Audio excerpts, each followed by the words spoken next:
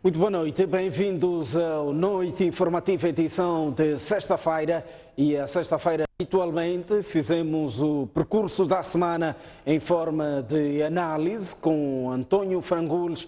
A semana foi dominada por vários assuntos, mas em eleição e em cima da mesa dois, tanto o resgate, diga-se, entre aspas, de dois reclusos por indivíduos ainda a monte, cidade de Maputo, e ainda o adiamento do anúncio dos resultados das investigações, as dívidas ocultas.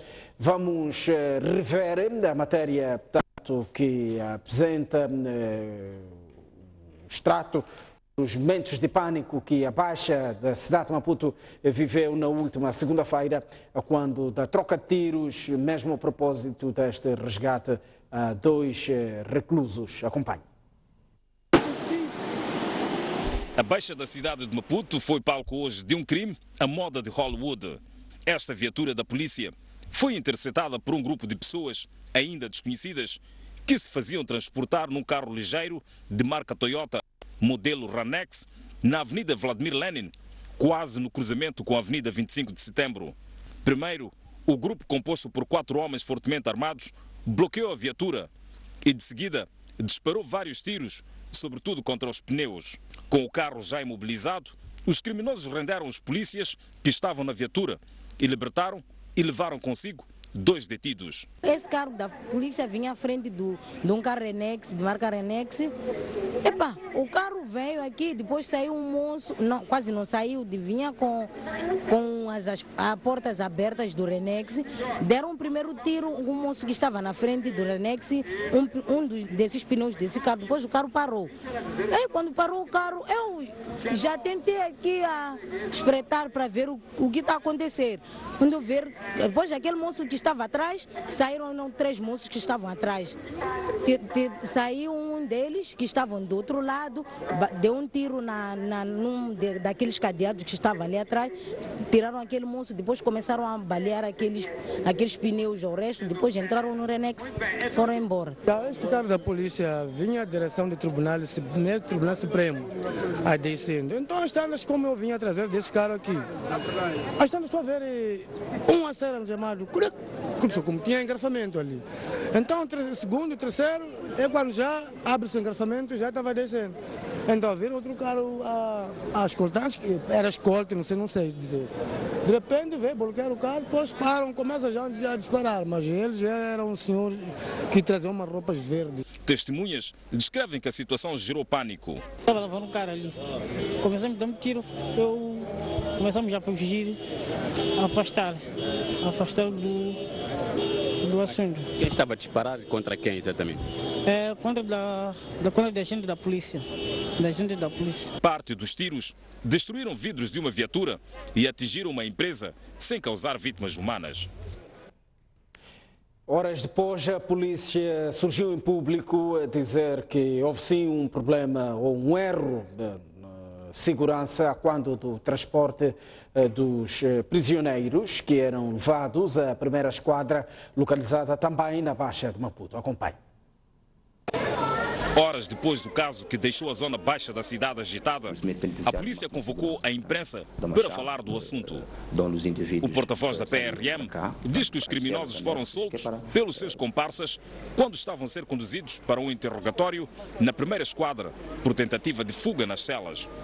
Mudumane explica que o caso aconteceu devido à falha no sistema de segurança, uma vez que o carro que estava a escoltar em que eram transportados criminosos, ficou retido no semáforo. Iam ser ouvidos por recorrentes actos de sabotagem ao sistema de segurança daqui, das celas que encontram-se aqui no comando da PRM cidade de Maputo e por várias tentativas de evasão, onde sabotavam, portanto, as grades de proteção. Portanto, porque isso preocupava o que estava a acontecer, os indivíduos tinham que estar aqui a cumprir a pena a qual eles foram condenados. Havia escolta, sim, havia uma viatura a escoltar, esta na qual se faziam transportar os 2 indivíduos, na altura em que foi numa esquina, digamos assim, num cruzamento, na altura em que iniciou o tiroteio. Os outros colegas, portanto, quando voltam, já foi uma ação bastante rápida. Quando voltaram, os indivíduos já haviam retirado os reclusos e na perspectiva de evitar, portanto, danos maiores, porque já havia aglomeração de pessoas naquela altura. Portanto, a viatura da Polícia da República de Moçambique colocou-se, portanto, a perseguir os indivíduos, mas porque já estava distante do local, os indivíduos conseguiram pôr-se em fuga. Neste momento, como referi, está-se a trabalhar intensamente no sentido de esclarecer este caso.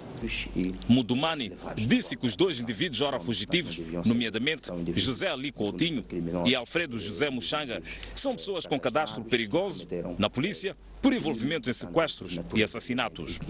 Os dois reclusos, portanto, que se puseram em fuga hoje, todos estavam condenados a penas de prisão maior, portanto, por crimes de sequestro e homicídios, para além de tantos outros, portanto, crimes contra o patrimônio. Os 12 indivíduos que foram resgatados por um grupo de criminosos esta segunda-feira encontravam-se a cumprir pena de prisão já há 3 anos aqui nas celas do comando da PRM na cidade de Maputo. Sabe-se que nos próximos dias a polícia deverá começar a distribuir fotografias para ver se consegue reunir informações ou pistas suficientes para a recaptura destes 12 indivíduos ora foragidos. Com imagens de Gaspar Chirinda, Antônio Frades para ESTV. Coincidência ou não, pós, portanto, deste episódio, a Procuradoria-Geral da República surgiu a emitir um mandado de captura, portanto, a vários cidadãos poderão seguramente estar ligados a este caso. Vamos acompanhar o posicionamento da PGR, mesmo ao longo da semana. A decisão da Procuradoria é tomada 48 horas após a fuga dos réus Alfredo Muxanga e José Coutinho, quando eram transportados do comando da polícia na cidade de Maputo para serem interrogados na primeira esquadra. Através deste comunicado, a Procuradoria-Geral da República começa por anunciar que ordenou uma investigação para apurar as circunstâncias da fuga de Muxanga e Coutinho, este último que cumpria a pena de 16 anos de prisão por crimes de roubo e cárcere privado, tendo sido recentemente pronunciado pela autoria do crime de homicídio qualificado contra o procurador Marcelino Vilanculos. E as decisões da PGR não param por aí. Por meio do mesmo documento, a Procuradoria revela que emitiu um mandato internacional de captura para Nini Satar e justifica. No âmbito da instrução dos referidos processos, dentre os quais o processo número 131/PCM/17 e o processo número 35/PCM/2017, constatou-se que o réu Momad Asif Abdul Satar, mais conhecido por Nini, e o Nini Satar formou uma organização criminosa cujo propósito consistia em raptar cidadãos moçambicanos para posteriormente exigir avultadas quantias em dinheiro. Para o efeito, o réu Nini Satar formou alianças criminosas com os reclusos José Ali Coutinho e Edith Antônio de Compta da Câmara Cilindo, arguidos no processo acima referido, processo 35/PCM/2017, e já acusados.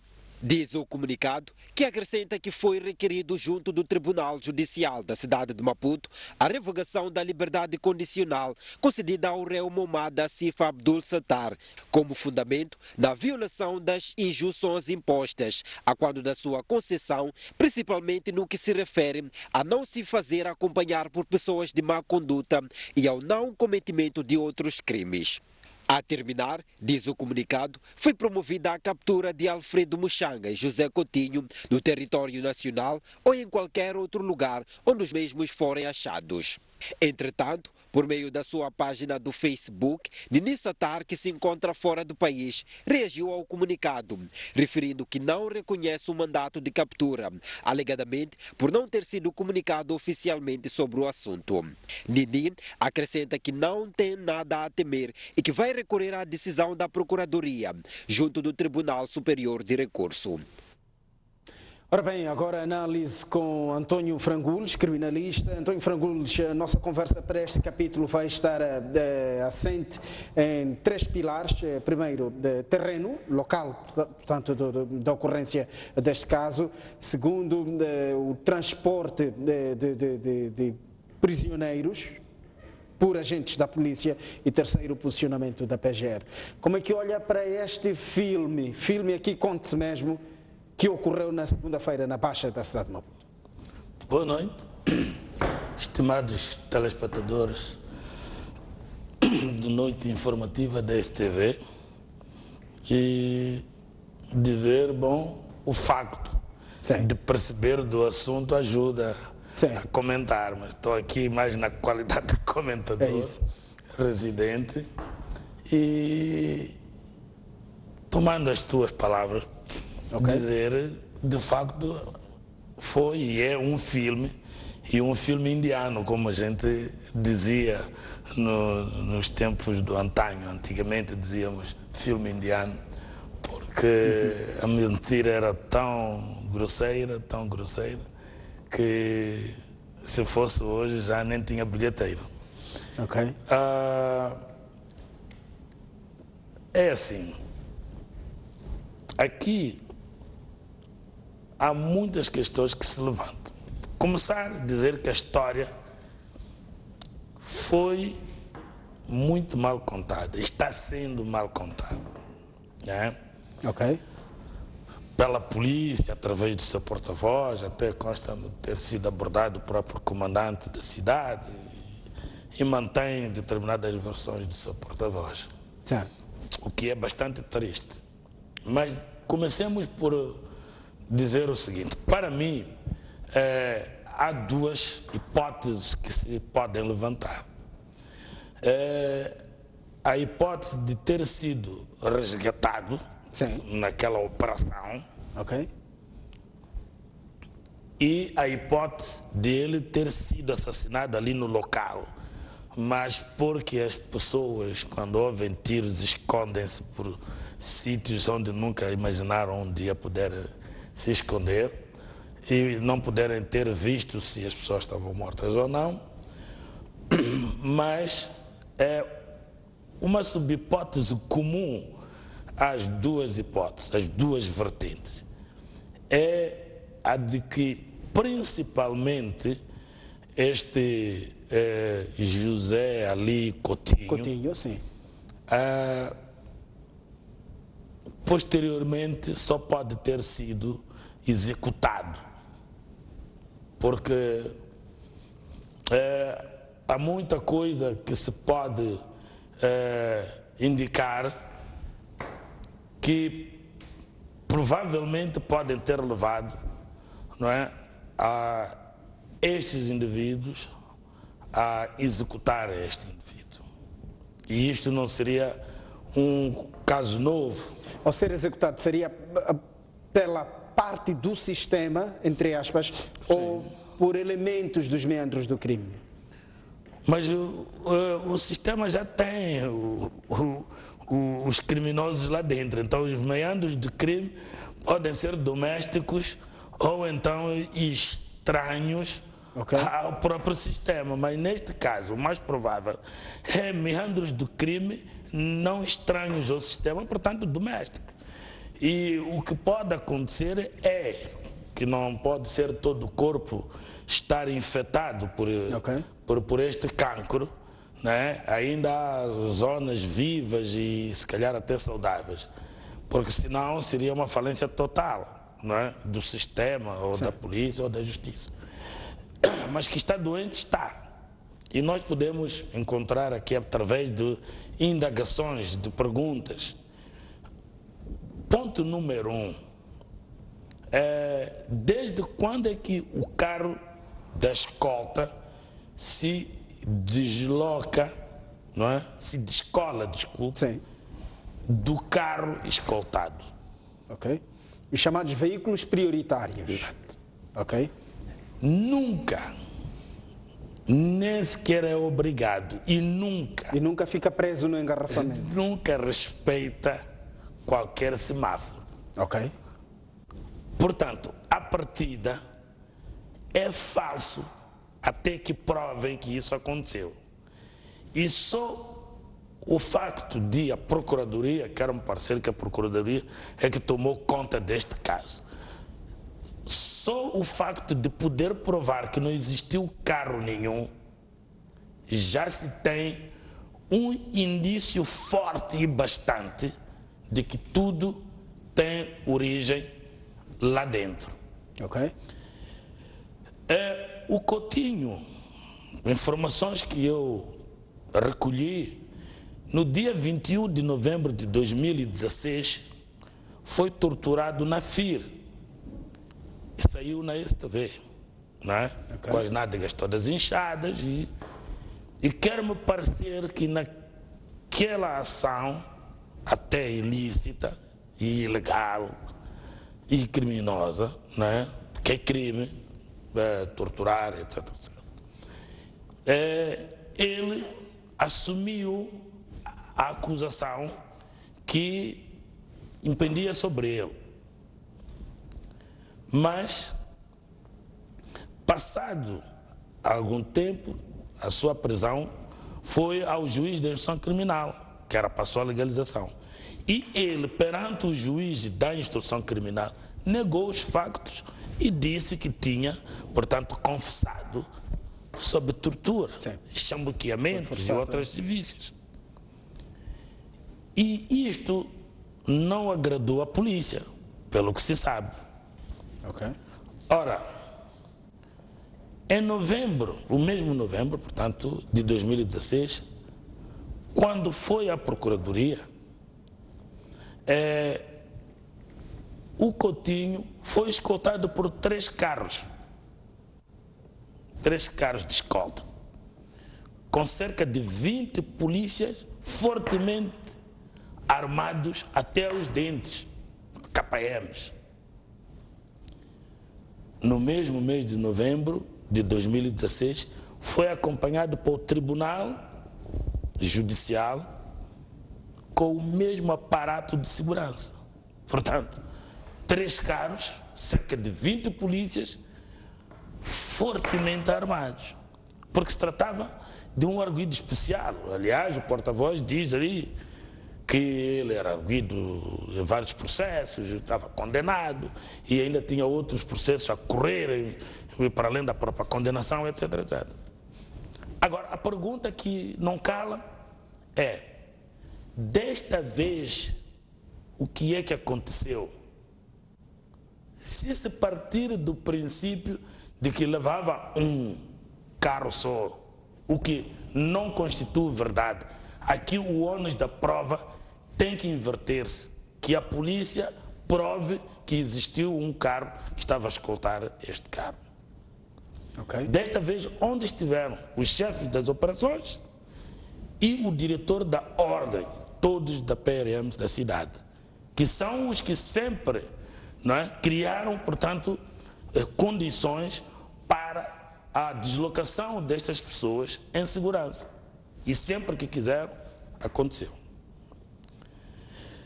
Quando o Abdul Tembe fugiu da cadeia central, toda a direção foi presa. Não é? Sim. O diretor e o seu vice, o chefe da ordem, o permanência e o seu adjunto, não é?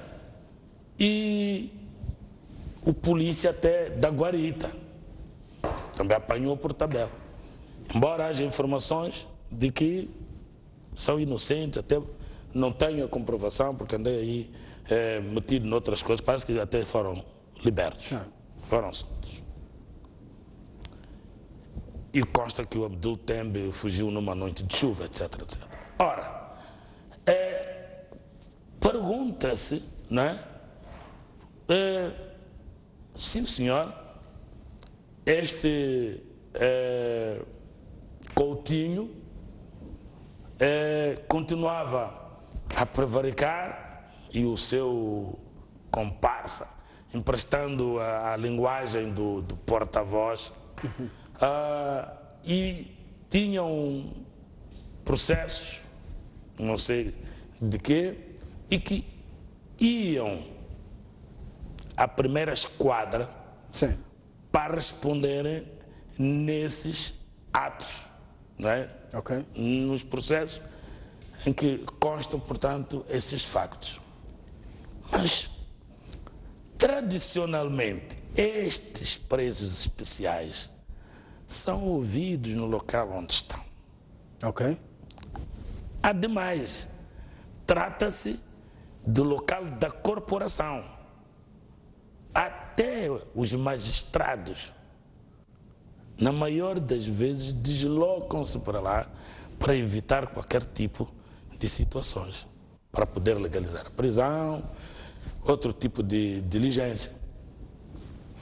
E quanto mais tratando-se de polícias que têm processos, que a Procuradoria-Geral da República, que tem agora o processo desta fuga, entre aspas, deste resgate, terá que comprovar se isso de facto existiu. Podem tentar forjar por esses dias que estamos aqui a comentar, ou esta hora, mas não há crime perfeito aqui, porque os registros são, portanto, sequenciados. E como registrou, não contando com esta situação, alguma coisa não vai bater certo nos livros de registro. Há de aparecer até estes autos levantados na última hora, sem o registro e com qualquer desculpa também esfarrapada. Então, ia para a primeira esquadra? Sim. Como é que se vai à primeira esquadra? Com um perigosíssimo, segundo pelo menos as condições que lhe foram criadas, saído da brigada, da cadeia de máxima segurança, brigada operativa, BO, né? Sim. Para o comando da cidade, onde se aventa, se diz que tem melhor segurança aqui na BO. Então, são perigosíssimos. Até podemos dizer muito perigosíssimos, se aceitarem esta intensidade superlativa. Agora, como é que se vai à primeira esquadra? Com todas as cautelas. Vai-se assim como o carro estava a ir? Imaginemos a volta que havia. Vamos criar hipóteses. Eu conheço a cidade. Felizmente fui patrulheiro e tudo. Embora seja patrulha motorizada, mas fui patrulheiro. Eu fiz todos os graus necessários. Ok. Naquela direção das alfândegas, para aqui, para este TV, não podia porque é contramão. Não era possível usar a Timor-Leste, é sentido único. Para aqui podia, mas o que é que havia de fazer? Teria que voltar outra vez para a esquerda, para depois contornar a rotunda da faculdade, da antiga reitoria. Sim. Mas terminaria na Consigliere Pedroso. Não é? E depois talvez ia pela 25 de setembro. Vamos, por hipótese, continuava, entrava por Majete, entrava à esquerda, muito mais apertada, a segurança é menor. Porque ali basta um pneu, não precisa um carro atravessar-se. Portanto, qualquer uma daquelas travessas são muito apertadas. Na Rua da Mesquita, o sentido é o contrário.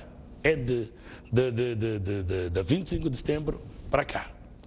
Contornar a Praça dos Trabalhadores, ainda querer vir para apanhar a Consigliere Pedroso, onde ela começa ali na alfândega do Maputo, para a primeira esquadra.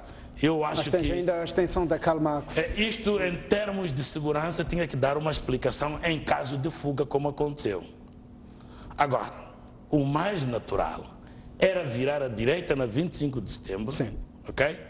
E iria até a Karl Marx, sim, virava à esquerda, a Karl Marx, sim, virava à esquerda, sim, tomava a Consigliere Pedroso, ou Joaquim Lapo, não sei onde começa uma e termina a outra, virava, portanto, para a primeira esquadra, passava Minerva Central, sim, e logo a seguir encostava mesmo na guarita. Então, começa aqui. Mas não deixa de ser, àquela hora não deixa de ser um exercício difícil. Difícil. Passagem. Portanto, coloca-se o problema, era mesmo necessário os arguidos serem levados à primeira esquadra para serem interrogados, ou era mais seguro e fácil os interrogadores irem até o comando? E isto não pode ser desprezado no processo de investigação deste caso.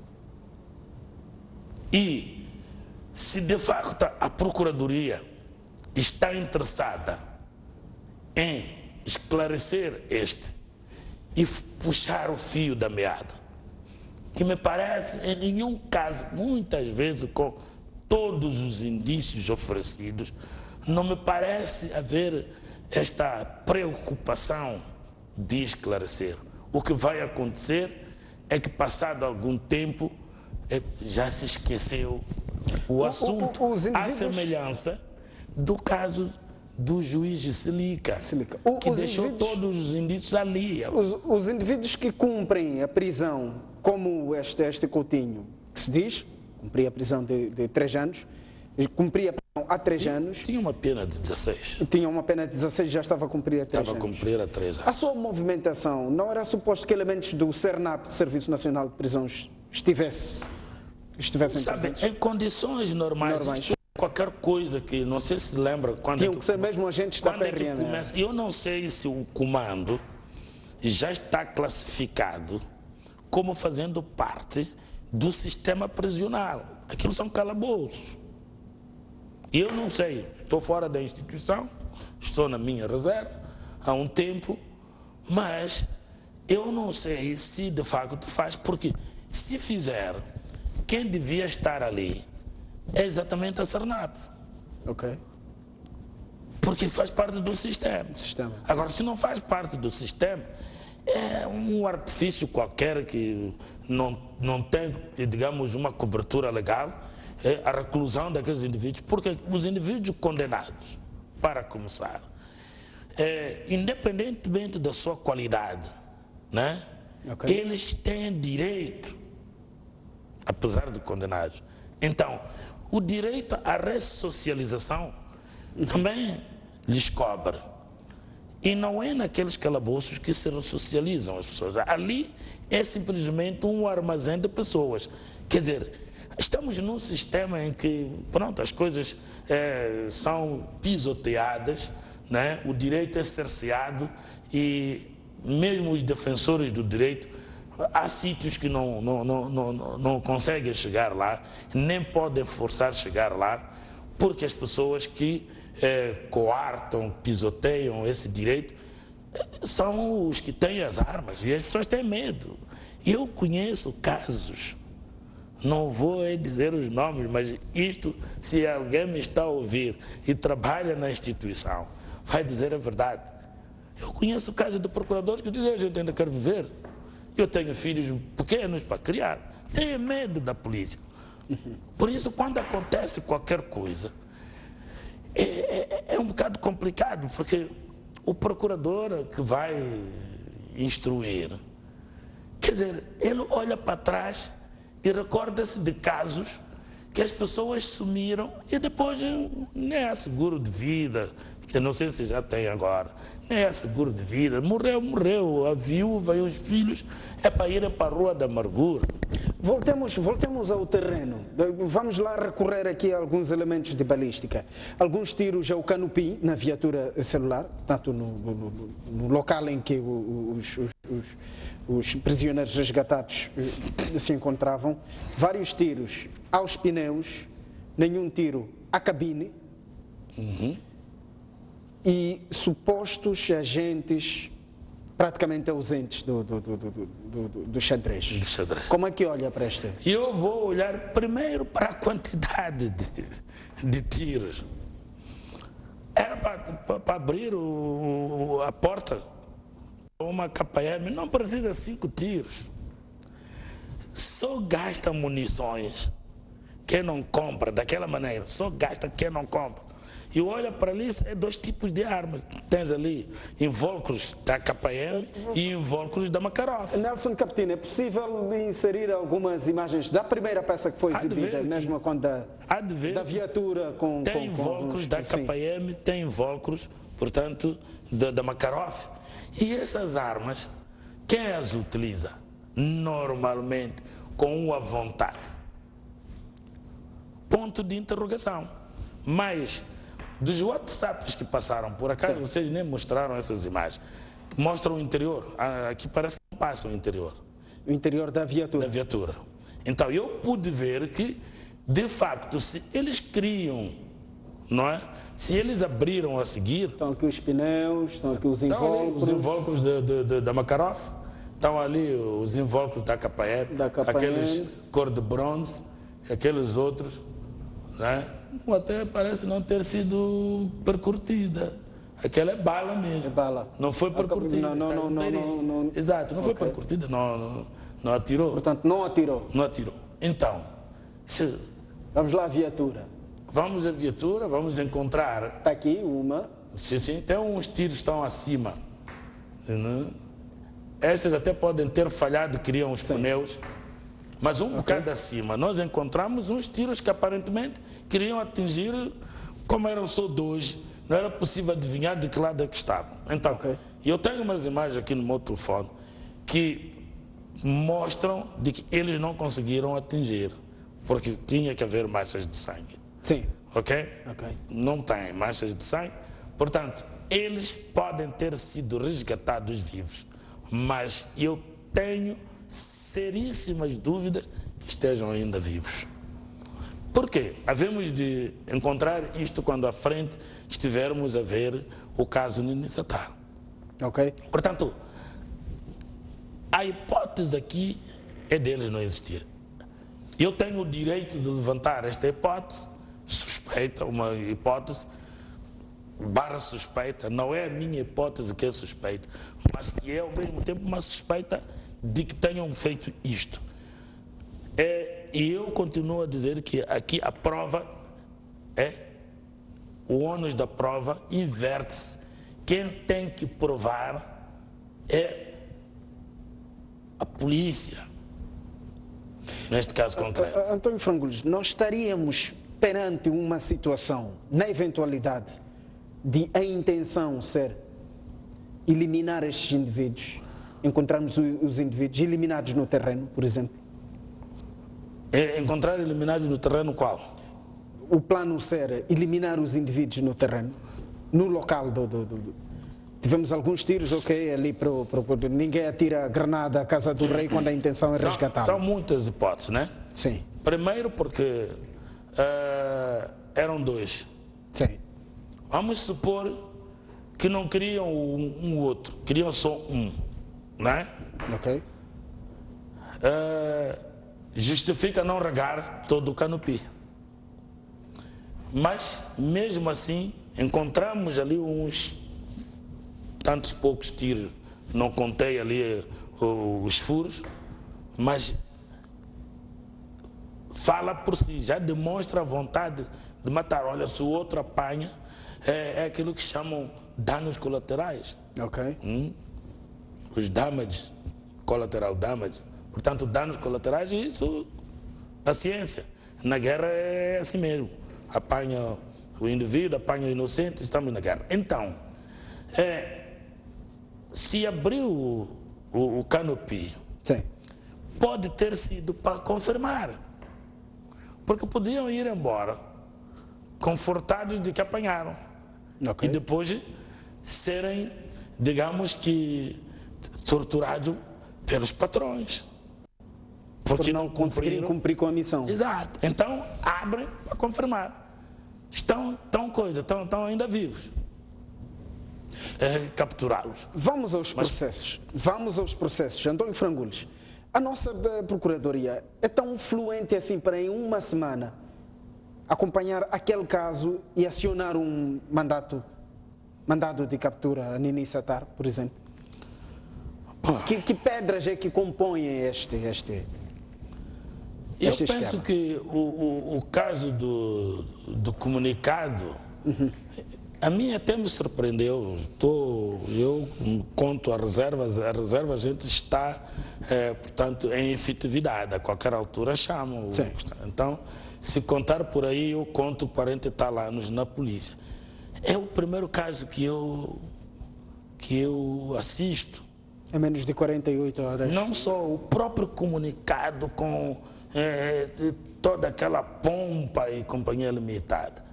E leva, portanto, a que a gente não se distraia, né?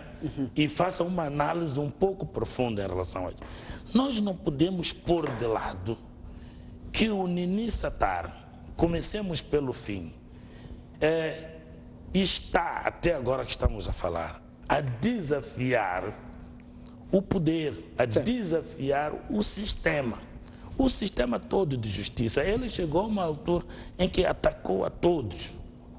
Assim, a semelhança de Dom Quixote de La Mancha. Portanto, ele atira para todos os lados.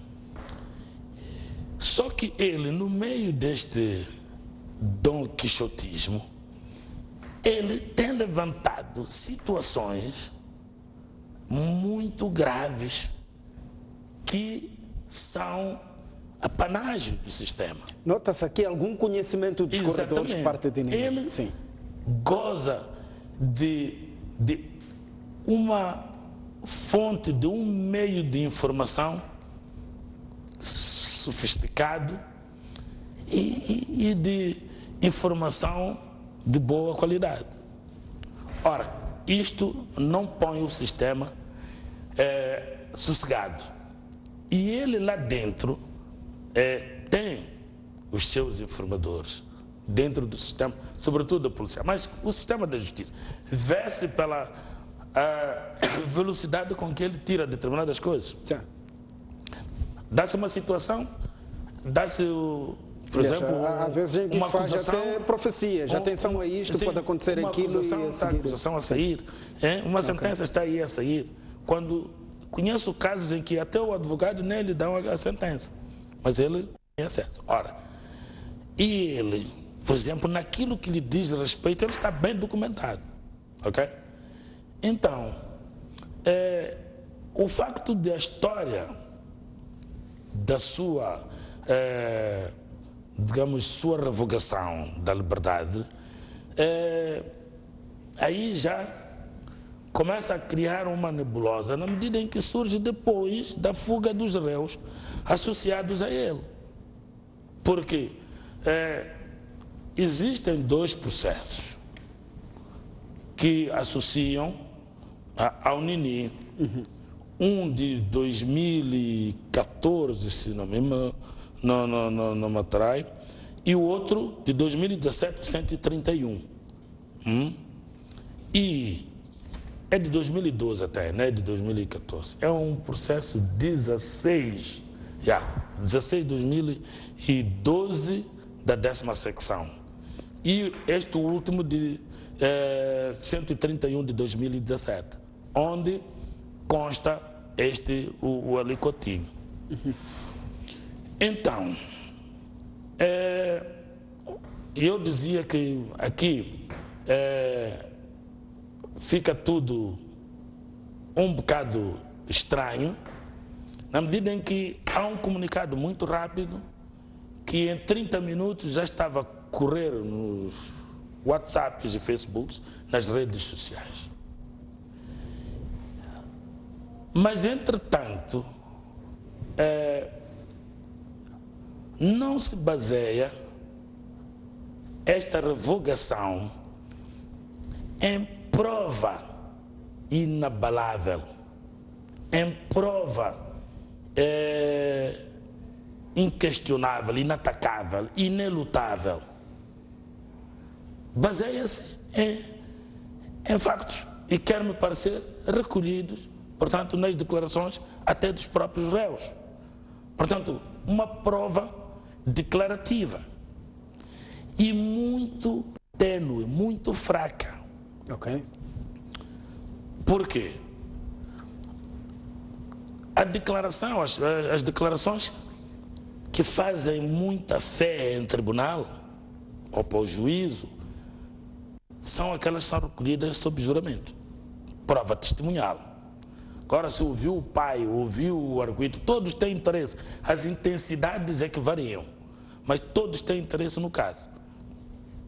E nós não podemos, inclusivamente, pôr de parte a manipulação desse tipo de declarações, porque trata-se de pessoas que estão aflitas, querem sair e, em tratando-se de acusar alguém que o sistema já anda por demais chateadíssimo, irritadíssimo com essa pessoa, também é possível, nós não podemos pôr isto de lado. Eu lembro-me no caso do Carlos Cardoso. Sim. Eu lembro-me do Opa Manganhela, o que é que me apareceu aí, com uma história mirabolante. Eu ainda me lembro de um Mutemba, já não me lembro o primeiro nome dele, veio aí contar uma história que ele ouviu, era servente do Nini. Eu lembro-me do Dudu, o homem das 7 versões. Eu lembro-me do Ruito Kumar, que inclusivamente diz nos autos que ele é natural de coisa de Xaxai, de Chiputa, uma coisa qualquer. Não é possível um paquistanês que ainda mal falava o português naquela altura.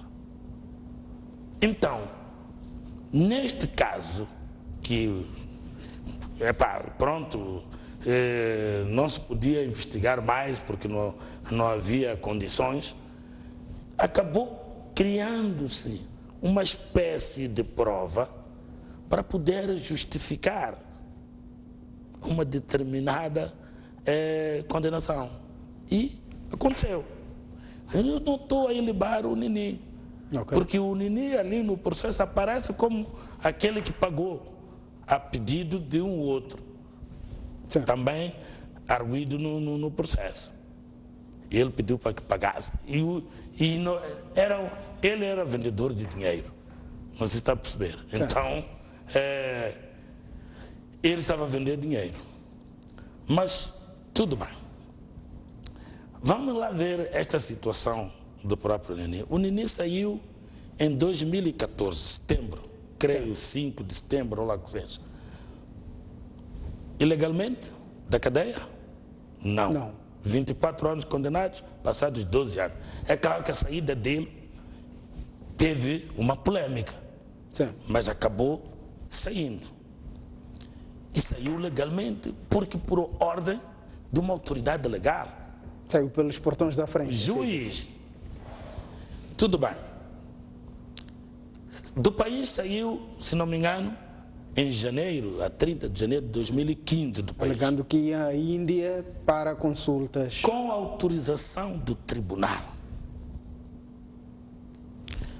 Tu podes pôr aqui um question mark, um ponto de interrogação, né? Levantar uma suspeição a esta pretensão e tudo mais. Mas estamos aqui a falar do formalismo de que o próprio judiciário, não é?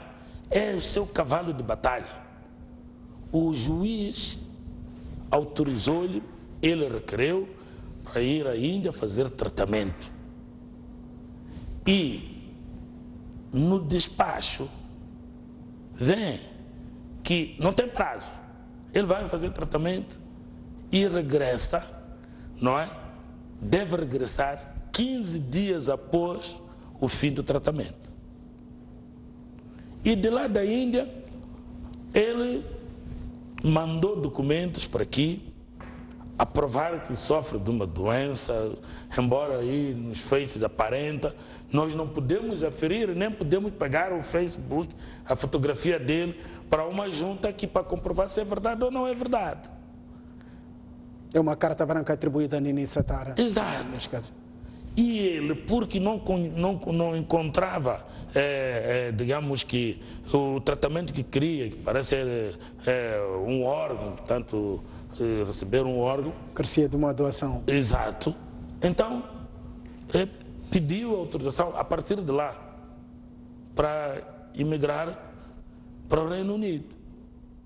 E consta que ele foi autorizado. É claro que eu sempre chamei o menino Traquino, mesmo naquela altura. Ele é mais novo que eu. E de lá, começa a provocar o sistema. A cutucar, como sou dizer ultimamente. Mas não é por aí que a sua saída é ilegal, não é por aí que a sua deslocação da Índia para o Reino Unido é ilegal, porque ele está coberto deste despacho de uma autoridade competente e independente, que é o juiz. Ora, como dizia, a ordem do tribunal não estabelece prazo, o prazo é o fim do tratamento. E ele, se puder mostrar que o tratamento ainda não acabou, se conseguiu a doação, ou conseguiu a doação, mas tem que ficar mais um bocadinho. Quer dizer, ora, de longe... Para ter o Nini de perto, era preciso para ter o Nini por perto, era preciso que a PGR emitisse um mandado de captura para este contexto, ou uma intimação serviria? Um indivíduo que seguiu todos os procedimentos... Primeiro porque tem que se quebrar a liberdade provisória. Ok. Mas uma intimação não seria suficiente para ter o indivíduo? E a quebra da liberdade provisória é uma denegação de um direito. Disse provisória, desculpe, condicional. Condicional. E a denegação tem que ser fundamentada. Ora, eu acredito que a Procuradoria teria que juntar este e aquele argumento, mas é preciso saber que o Nini tem advogado. Decidiu, porque essas alegações o Ministério Público tem de promover para o juiz, para quebrar. Não é o Ministério Público que quebra, nem é o Ministério Público que exara a ordem de prisão, de captura. É uma inconstitucionalização aí, a polícia de investigação criminal, o Ministério Público já não mandam prender fora do flagrante delito. Então tem que ser o juiz. Significa que reúne tudo o que tem e entende que deve se quebrar, não é? Aquelas injunções. Uma delas é exatamente o de não fazer acompanhar de pessoas estranhas, até porque a linguagem no despacho é essa. Okay. E é preciso provar que ele se fez. Vamos lá, o que é que se espera? Ao ter o Nini por perto, o que é que a Procuradoria espera? O que é que se adivinha? Mas Nini foi capturado. Por causa desta coisa? Desta quebra da liberdade? Sim. Não é assim tão líquido que se tenha o Nini por perto. E eu não sei se a Procuradoria não sabe, mas eu não cometo crime por saber, né? O Nini tem outra nacionalidade também. E isso não é novidade para um negociante da índole, usando a própria linguagem do Ministério Público, né? Da estirpe dele, porque esses negociantes têm 1, 2, 3 nacionalidades. E ele consta-me que tem a nacionalidade também do Reino Unido. E se for verdade, primeiro porque nós não temos um acordo de extradição com o Reino Unido. Depois, se ele for, não é, de nacionalidade britânica, ele vai invocar a outra nacionalidade. E por aí não se vai ter o Nini por perto.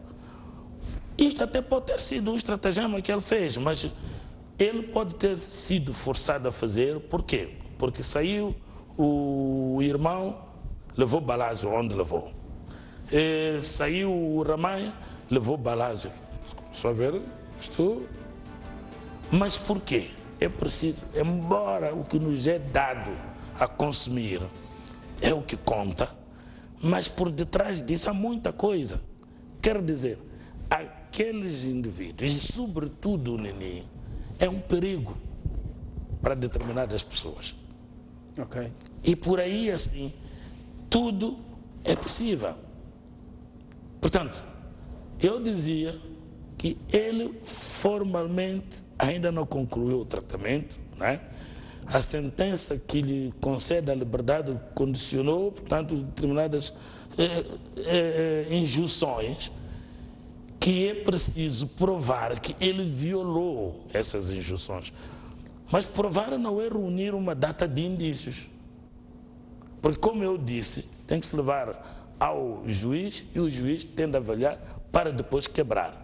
Ora, se são indícios considerados meros indícios, não é? Não constituem elementos bastantes, não se vai quebrar. Tanto que até recorreu dessa revogação e vamos ver o que é que vai dar. Portanto, porque aqui a alegação são duas injunções, né, que nós vimos não se fazer acompanhar, portanto, de pessoas estranhas, e a continuação da atividade criminosa. É forte isto, mas é preciso provar. Vale a pena dizer aqui que no processo 16, lembra-se na altura até andava acusado o sobrinho, a irmã, a mulher ou a mulher do sobrinho, não me lembro muito bem. A verdade é que foi despronunciado. Este último processo só foi acusado, ainda não entrou para julgamento, ainda não foi julgado. Portanto, há aqui uma coisa que este comunicado tem e que constitui um grande erro, um crasso erro mesmo. Okay. É que, a coberto da Constituição, o Nini ainda goza de presunção de inocência relativamente a estes dois casos, o seu ser associado a estes crimes. Tá. Antônio Frangules, era suposto que passássemos para outros capítulos ou subcapítulos desta história, mas a emissão a esta altura fazer alguma pressão, temos mesmo que encerrar devido à inserção de mais uma partida de basquetebol, partida esta que está inserida, passa a repetição no campeonato da cidade. Nós ficamos por aqui, seguramente que na próxima sexta-feira iremos retomar este tema para aprofundarmos tanto este assunto. O ponto final da noite informativa. Graças pela atenção dispensada.